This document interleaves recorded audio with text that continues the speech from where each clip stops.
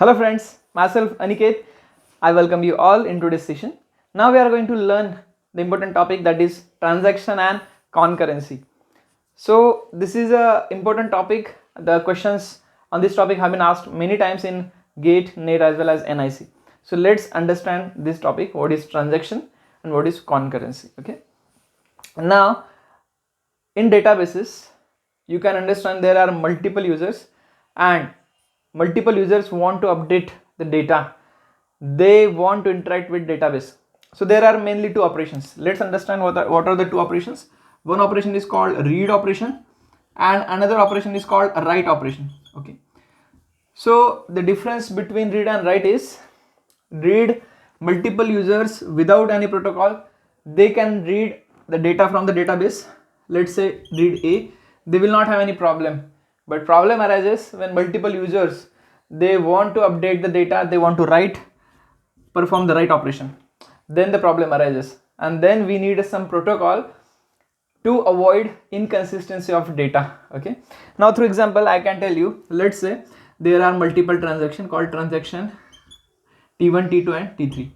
There are three transactions of one schedule. Now one schedule may have multiple transactions. So there are main two types of schedules. One is called serial schedule as well as parallel schedule. Okay. So now I will discuss about this in upcoming videos, but still if you want to say this is a serial schedule, then you will have those serial operations. First T1 will be executing, then T2 and then T3. But if you want to manage all resources nicely, then we need a parallel execution of transaction. So here there are different problems that we are going to study in upcoming sessions. Okay. Now understand what is transaction. Transaction is what is a collection of operations that form a single logical unit of work. So now transaction performs some job. Let's say the instruction in transaction can be read A is one of the instruction. Okay. So another instruction can be, let's say, write A. This can be one instruction. So now transaction, we have multiple instruction and we need to manage those instructions. Okay.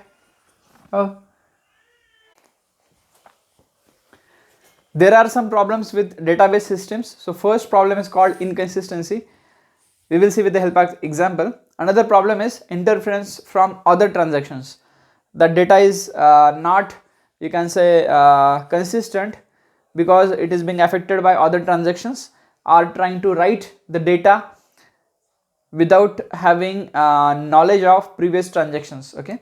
And another problem is ambiguity in deciding when to update in database. So that is the third problem. For overcoming those problems, we have ACID properties. Okay. So now what is atomicity? So here A stands for atomicity, and atomicity is what? Ensuring that transactions, operations, the operations in one transactions, they all have completed. So in atomicity, no partial completion of instructions of a transactions are allowed. Okay. So transaction should be executing its all operations or none of them. That is called atomicity. What is the second? Before that, understand this atomicity is given by transaction manager. Transaction manager will ensure this property called atomicity, and in this no partial transactions are allowed. Okay. Now second is consistency. So what is consistency? It's consistency of data. Data is coming from, it is being transferred to one consistent state to another consistent state. Okay. That is very important here, and this property has to be ensured or given by user or application. Okay. That is we can do with the programming and logic. And next is isolation. So what is isolation? Let's say we can understand the example of ATM or bank account. When in the same bank account, multiple users, like one user is withdrawing amount, one is depositing amount, and those operations are being happen in very simultaneously at the same time or like minimum time span. Okay. So that time we have to ensure this isolation property. So what is isolation? That this data is not affected or misused by other transaction. Okay. That is I will show you with the help of example. That time you will be having clear picture. and this is provided by concurrency control manager, ensures this property. And next is durability. What is durability? Now whatever changes are done in database, those changes should be permanent, it should be durable.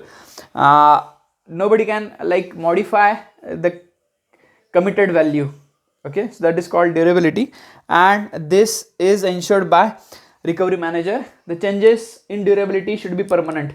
We can say that then this database is durable. Okay, now understand those like 4 properties with the help of example.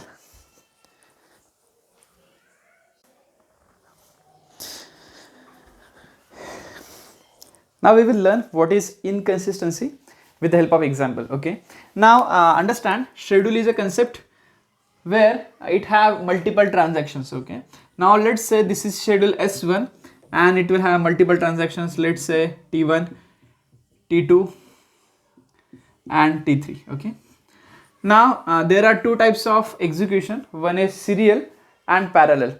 What is serial execution of transactions? Now first T1 will be completing, then T2 or T3 and then T3. At last one transaction will be there. This is called serial, but we have not proper resource utilization with the serial type of schedule. So we will have parallel schedule. We will discuss this and what are the problems with parallel schedule, how to overcome those problems, that we are going to see. Now first thing is, let's say T1 is a transaction which is performing read operation on the data item A, and again it is updating A is equal to, let's say, A plus 50, and assume that initial value of A is 100, and now again it is having, now transaction T2 is doing updating the data, and it is having the operation read for the same data item, that is A, and again it is going to update A is equal to A plus 200, and then this R is completing a operation write A, and then this is completing operation write A. So this is having a problem. I will show you what is inconsistency in this type of transactions or schedule.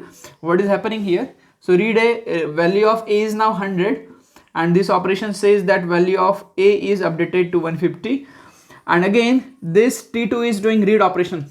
Now understand on which what will be the read value of A. It will be of course 100. Why? Because this is not committed or this is not written. Okay, so now currently the value of A is not being now updated. Now it is not updated, so the value will be 100. Now it will perform the operation on A data item, that is what the value of A will be the 300, and it will perform the write operation. Now before that this will perform a write operation, and what will be the write value of A now? The value of A now 150, but here again you can understand this transaction T2 will perform a write operation, and what will the value? Value will be here 300, and that is what we can say as inconsistency. Because if we would have executed those transactions in serial, what will be the result? What would have been the result? You can understand here the result is 100 plus 150, then it will have writing value 150. Now in parallel this will read this value 150 and add 200 into it, it means what, 350, and final value will be 350. So now there is a difference 350 and 300. So this is what inconsistency in the data. Okay, so for solving those problems we have we will understand what is dirty write problem, what is read write conflict. So there are 3 operations. Read is never having conflict operation, but read write is a complete, write conflict, and write read is a conflict operation. Okay, so now here read not having any conflict, and read write is having conflict, again write is having conflict, and here read and no transaction, so read and write. Okay, so conflict operations are read and this write. Okay, not read and this read operation of T1 and write operation of T2, and here read operation of T2 and write operation of T1. So those are called conflicting operations. Okay, and due to this we are having a problem of consistency. So we have atomicity, we have like consistency, we have isolation, isolating the transactions, the one transaction is not affecting operation of another transaction and it is not interfering with the transaction. And then durability, the changes are permanent in database. So thank you very much for understanding. We are going to solve the problems from like previous problems of gate, NIC as well as NATE to help you to cover and to master this topic. So thank you very much. If you like the video, please don't forget to subscribe my channel and keep updated by pressing the icon button, notification button, so that you will get the updates of new videos of mine. Thank you.